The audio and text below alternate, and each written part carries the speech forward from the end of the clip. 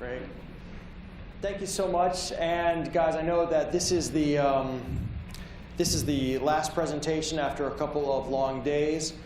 I know that you all had a long night last night, some of you who were out with Josh Flagg. And so my presentation, I think about 45 minutes. It's only about 90 slides. So I think if I go through quickly, no, we're not doing any PowerPoint.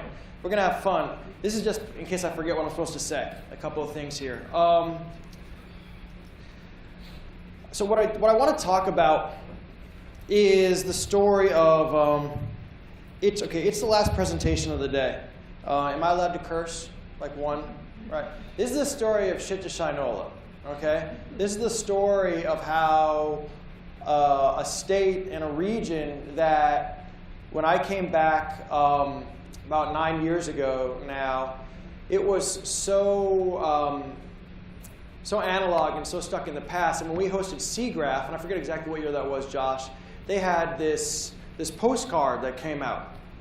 And the postcard came out, I don't know if anyone remembers this. You remember this before your turn? You were still beating us in Atlanta, Grady.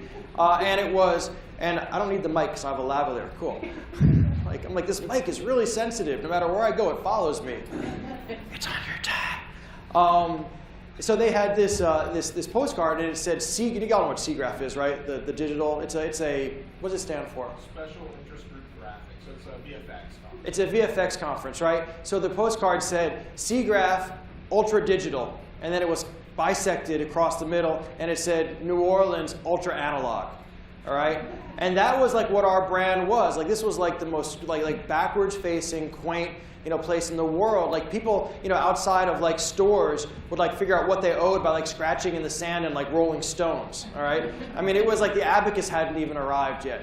So it's this really crazy story of how did a place that was kind of so much kind of in a very self-aware way oriented towards the past, how did it become a place that right now, if you look at the numbers, we are statistically the fastest growing tech community in the country.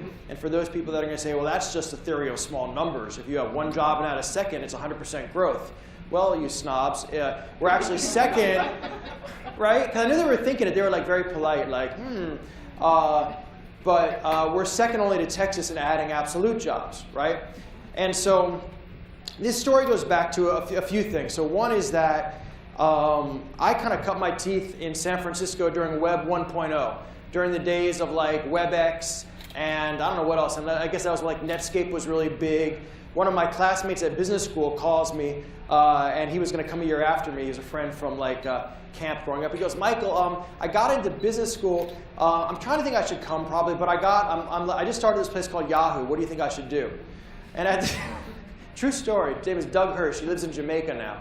And I was like, Doug, business school, it's kind of like, I don't know, like keg parties with like, boring people wearing chinos. Like, you don't really need to do this. Like, see what happens with Yahoo, and if it works out, then good. If not, come to business school. So he now is retired, my age, in Jamaica. So I had the experience of San Francisco during Web 1.0 when we were all going to get rich and change the world and ride our Vespas and drink $100 bottles of Shot Noof to Pop. And the reason that I don't know why I got in the restaurant industry, but I experienced that. So that was like my one context. And then I had the experience in New York City where Silicon Alley was developing when I was there after 9/11. And anybody like know how Silicon Alley started? Like, anybody from New York here?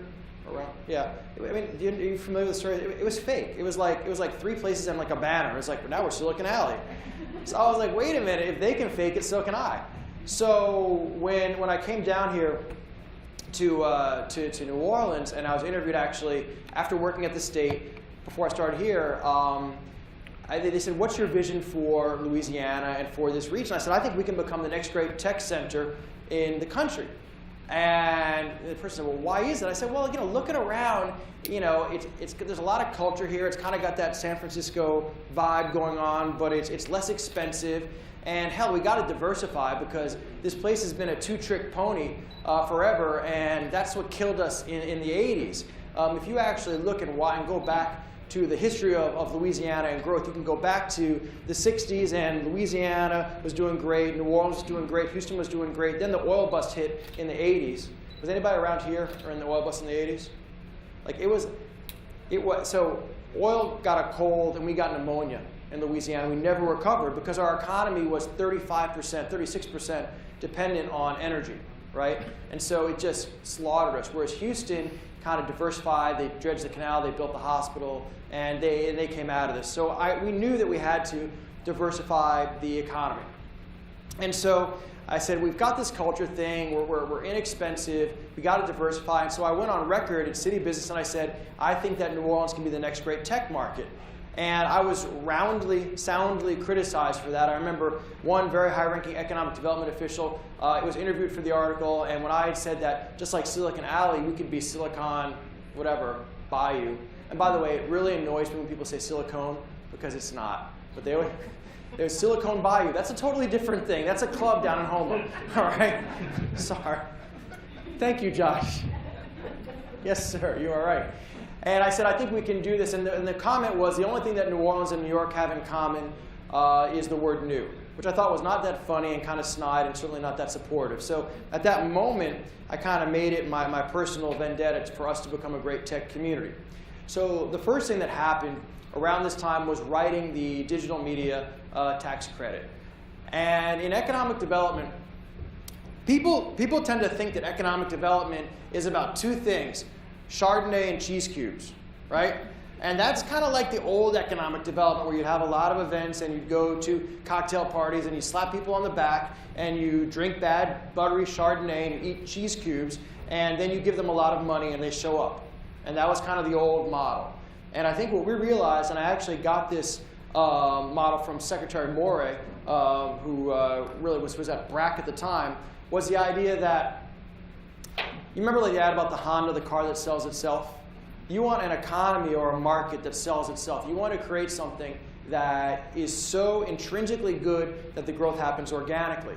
And then you have to drink less Chardonnay, eat less cheese cubes, and bribe people less, right?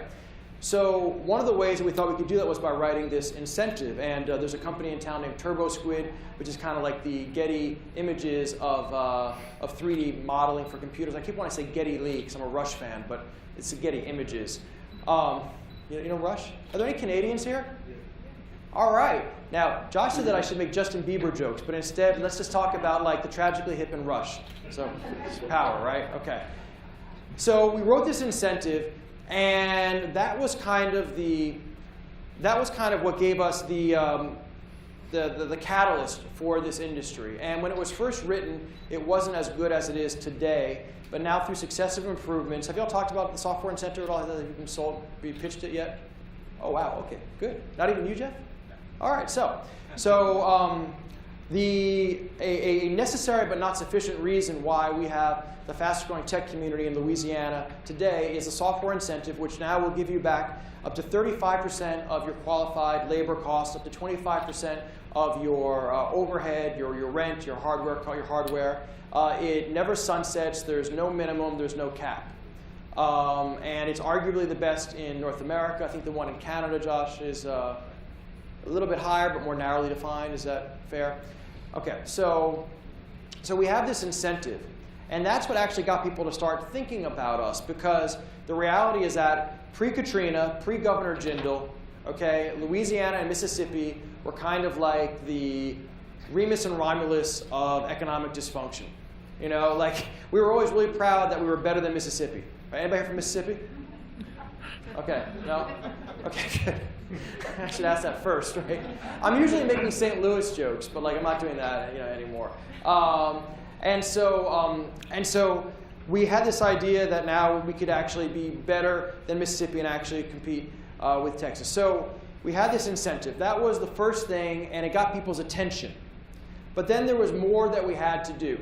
What we realized is that just an incentive alone, if it's wrapped around in lousy business conditions and lousy brand, that's not going to do anything. And so what the governor, and I have to really give the governor credit for this, started systematically every year in office attacking one issue that was kind of hindering us in terms of our economic development. So the first year, it was ethics.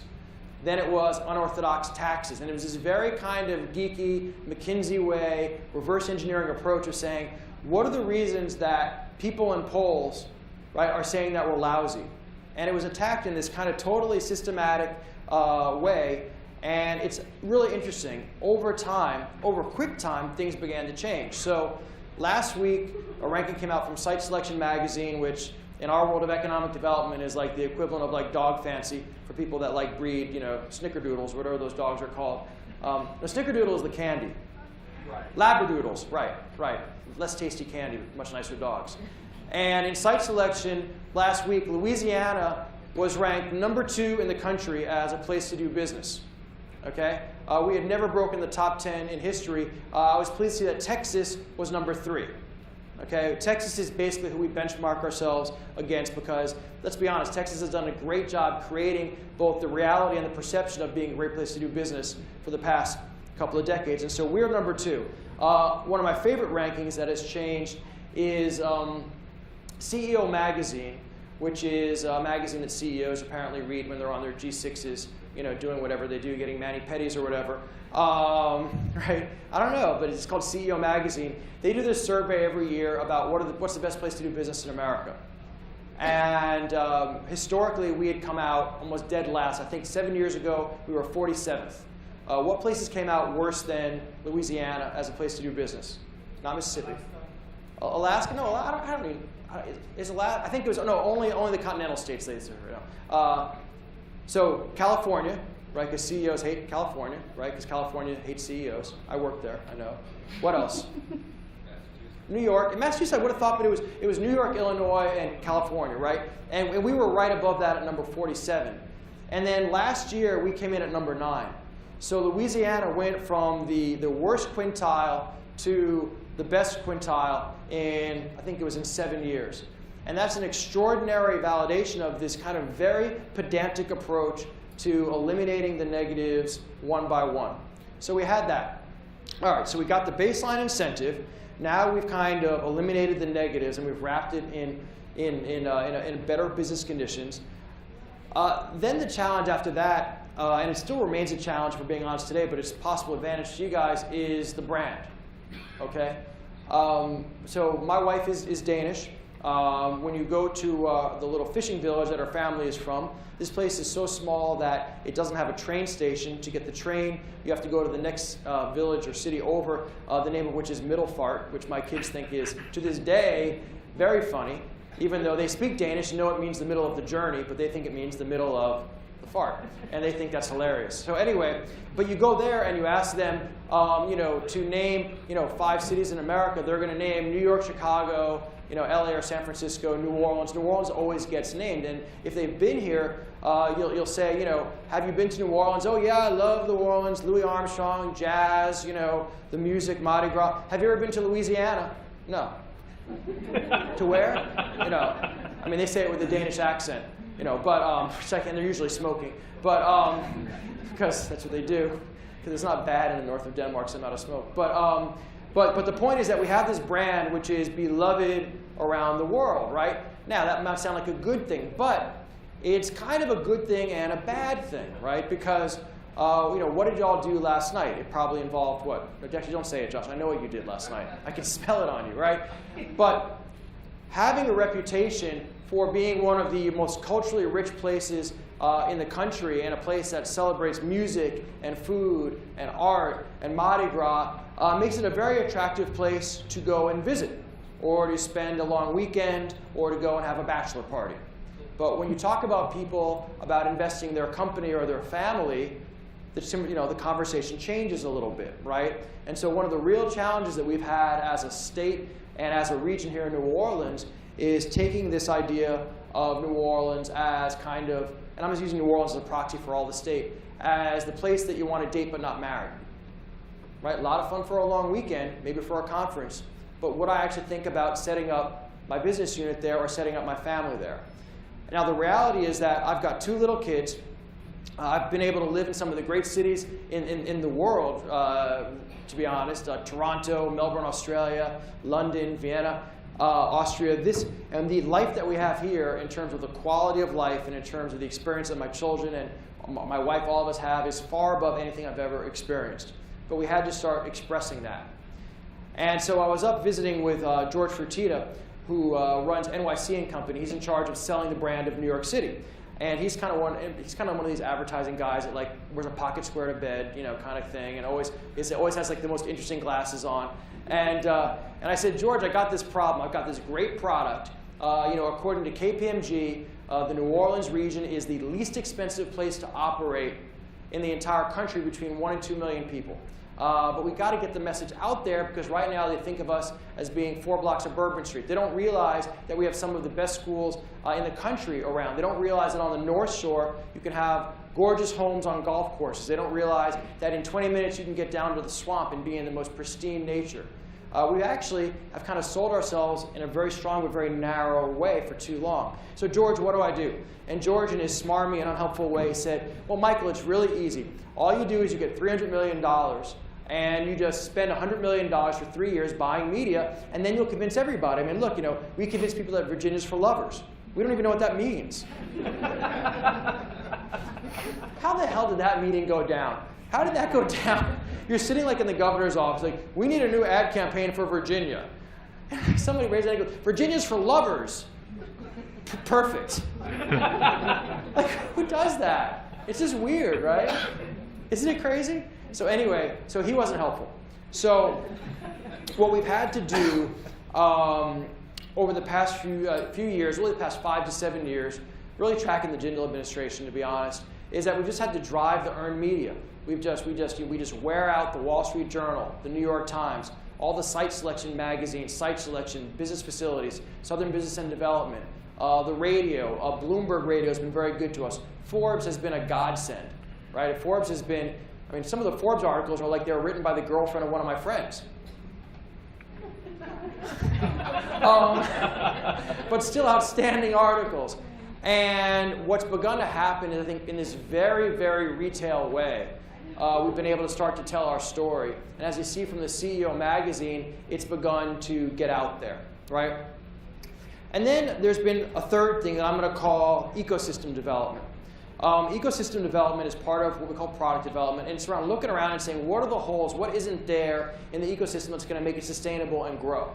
And one of our challenges, I think, that we had early on was there wasn't the integration between the institutions of higher education and the business community.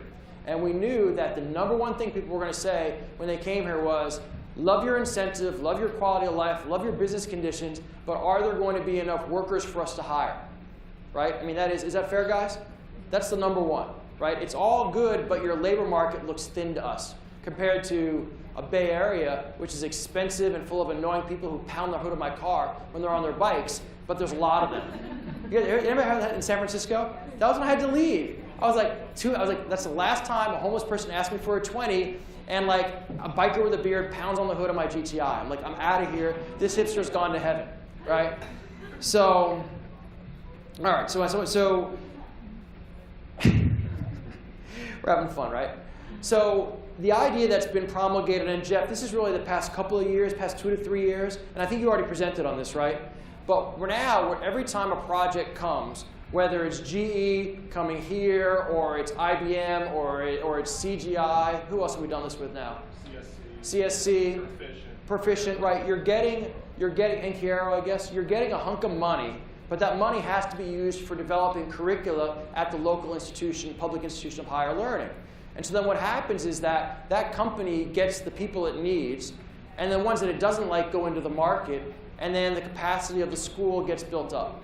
And so it's kind of this genius kind of bank shot of economic development where we're getting a twofer. And the media loves it, and the schools love it, and the companies love it because they're building and directing their own curriculum. So there's nobody here from GE today, right?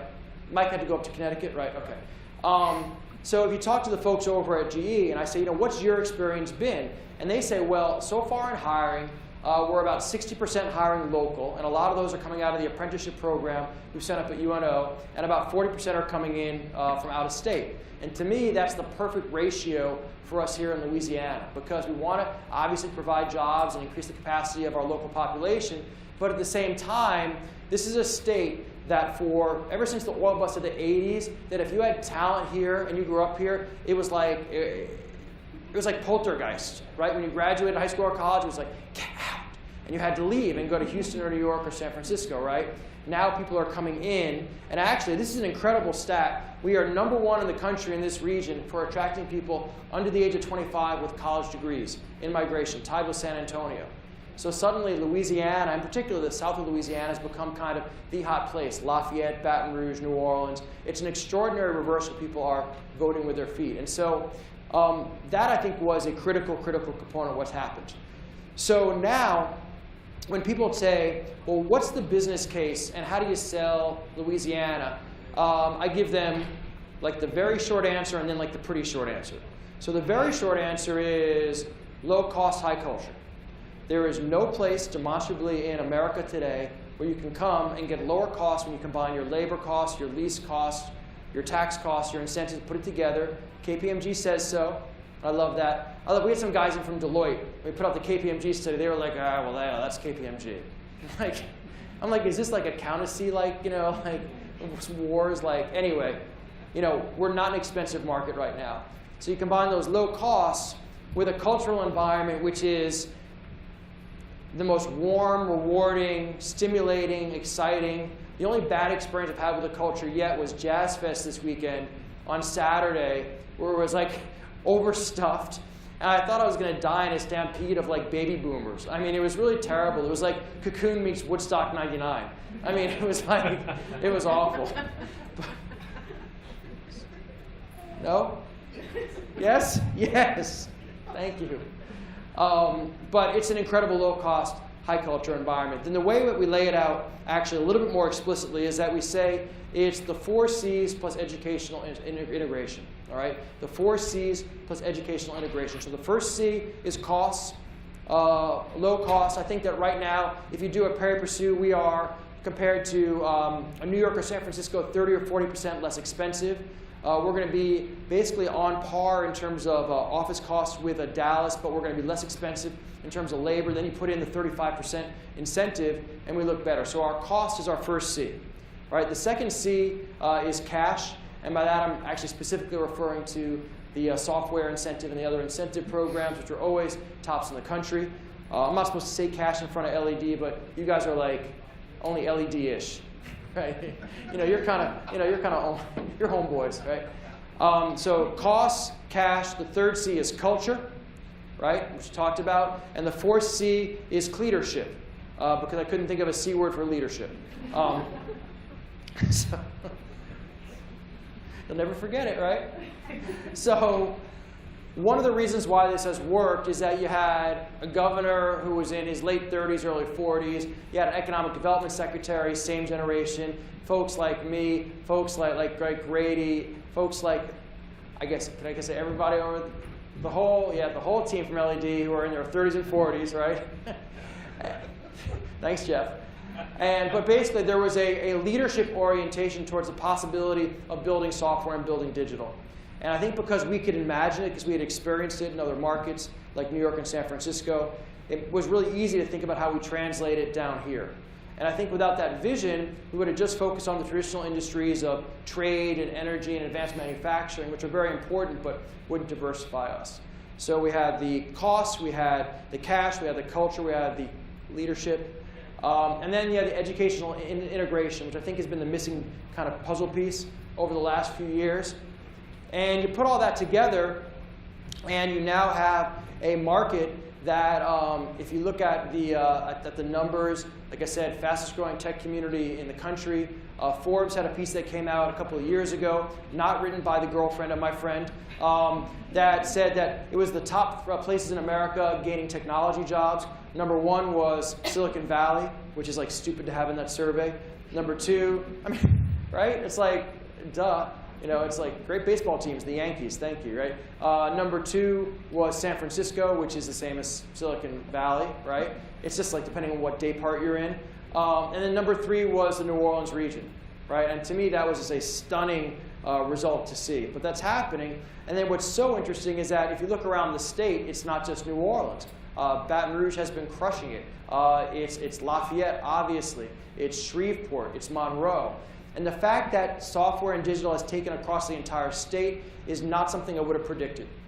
I actually would have thought, and I think if you had a conversation with even like Secretary Moore a few years ago, he'd say, well, you know, it's going to be centered in New Orleans because it's kind of the cultural hub and the brand, and there'll be some stuff around the rest of the state. But what's happened is that every company has found their own reason to be in a various part of the state, whether it's an educational institution or the market that's there, or it's some other kind of exogenous factor. And so it's actually been all of Louisiana, which has been politically very convenient for us, but also is really, really nice to see.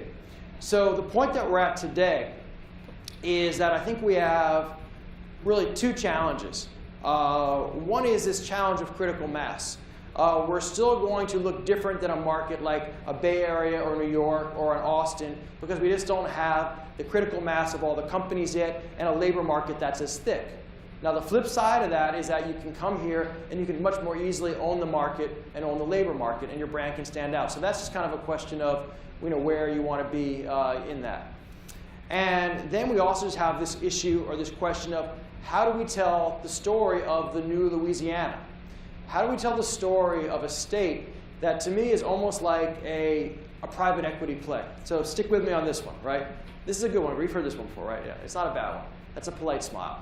So Louisiana has always had this vast set of riches. It's had fossil fuels. It's had the Mississippi River. It has great infrastructure in terms of railroad pipelines. It has culture that's known around the world. And because we had so much in the way of riches, we never had to do anything. So we were able just to sit here and extract stuff from the ground and extract culture from our people and sell it off and get rich by basically selling commodities. We never had to really value add. We never really had to create the great business conditions. We were never put in a position like in Iceland where you have nothing, not even trees. So you have to really get good at doing things like software and prosthetic limbs, strangely enough. But what happened is that Katrina came through, and at least in New Orleans, I think the whole state, it was almost like a private equity takeover. It basically shocked people into realizing that we could do better. It threw out a lot of the existing leadership. It kind of eviscerated a lot of the kind of ossified power structure that was around at the state and at the local level. And instead, new leadership came in, like new management was brought in by a private equity firm, and suddenly all this hidden value is being extracted. And that's what's made Louisiana kind of the best arbitrage in America over the past 5 years. It's got all these great intrinsics that just haven't been leveraged yet. So we're almost an emerging market, or a re-emerging market. Almost, I think, an emerging market. And that's made us kind of the low-cost, high-touch alternative to places like Texas, certainly to places like the East and West Coast. And now it's a question of now we have to kind of grow this new company under new management to a period of sustainability and growth. I'm going to stop there out of mercy, but I'd love to open up for some questions if is that appropriate or is it not safe? Yeah, if anybody has any questions or wants to doubt parts of the story, or guys, if Josh or Jeff or Grady, if I left stuff out. But it is incredibly exciting to be part of turning around an entire economy, an entire state. And I think we're going to look back on these days and say these were the good days where we kind of were able to go from worst to first. And we're thrilled that many of you are part of it, and those that want to be part of it, we'd love to work with you on showing you in more detail about what we have. But any questions on this or comments? Or? No? I don't know. Yes? What's your next phase? What happens next? The next phase is actually the harder one, because I forgot, I think it was Rosabeth Moss-Cantor maybe up at UPenn said that change is easy at first, it gets hard in the middle. And certainly speaking for the New Orleans region, change after Katrina was easy because we had the comeback from the dead spirit. We had $150 billion, which even we couldn't screw up, right? And we had, quite frankly, a lot of the easy things to address first, like building better flood protection. It's expensive, but once you have money, you can just build the best flood protection in the world, which is what we have right now. So now we're in this second phase, and you've got a few challenges. One is that the initial energy is kind of attenuating because we're a decade past. The money, the funny money from Katrina has run out, right? And the problems that remain are the kind of the more intransigent, harder generational challenges, right? Like issues of generational poverty that you got to deal with. And so I think that what we tell people is that now is the time that folks have to really kind of gut check and double down on the commitment to reform, the commitment to the business community staying involved. I was up in Baton Rouge earlier today fighting for the right laws to stay in place. Because in many ways, now fighting for sustainability is in some ways going to be harder than the fight to improve, if that makes sense. So this next phase to me is about institutionalization and sustainability. Do you guys agree with that? Sir? Have you found pockets of political resistance to this message throughout the state, or largely the stakeholders, they largely get behind this kind of technology? So it's funny. I thought that we were going to run into a lot of skepticism around the state, from whether it was political skepticism or generational skepticism. And in my experience, and part of it's because the state's been so smart and so good at getting really world-class companies placed around the state, that there's almost universal support. And so today, when we were in Baton Rouge, I went and met with the president of the Senate and was meeting with other people who are kind of high, involved muckety-mucks. And it's really interesting, but whether you're in the Senate or the House, or talking to the governor's office, Republican, Democrat, liberal, conservative, everybody loves software. Everybody loves technology. It's kind of like this great, it's like apple pie issue. And so even though we're in the state right now where the state's kind of figuring out how to tighten its belt and how to fix the budget deficit, nobody wants to mess with the golden goose. And they think that that's technology. And I mean, I'm a good storyteller, bad liar. That's the truth. I mean, I don't think I've never had a conversation with anybody that questioned the validity or the wisdom of our software incentive, despite the fact that it's one of the most generous in the universe, which it is. So yeah, so it's been interesting. It's kind of a nonpartisan, apple pie issue. One curveball, one hard one. All right. Have you been able to measure the ROI yet? And what you're getting back for that $300 million? So it's a great question. So the $300 million would be the total base of LED incentives. The software incentive last year was, it was a fraction of that, right? It was Small fraction. It was like $4 million. So, but it's interesting about if we were to go and measure the ROI on the software incentive in a very strict way, it would come back negative in a very kind of closed way. And the challenge of measuring ROI is that what you really have to do is measure it holistically and on a future-looking NPV, if that makes sense, right? And that's really hard to do. So to some degree, But the accountants don't like that. the accountants hate that. That's true. And so it's actually interesting that the bean counters have bought into the qualitative description of the need to build an industry, and they see what's happening when companies come here from around the world, when CSCs, CGIs, IBMs, GEs, they show up here and they kind of understand it. And so, for example, we have a film incentive, right? And that's under a lot more pressure to demonstrate continually the positive ROI, because people are thinking, well, film, they can go shoot that anywhere, right? And so it's much more transit. So they're much more intuitively skeptical about the long-term play. But in software and technology, people really seem to understand that not only is it necessary that we diversify the economy, but that doing it through technology is kind of the right way, and they've bought in. So it's funny. We never have gone public with an exact ROI because it'd be hard to do it in a way that told the story accurately, and you don't want to tell the story inaccurately. I mean, there have been studies done, right? But we don't talk about it much. They're all positive, but because we understand that it's a little more nuanced than that.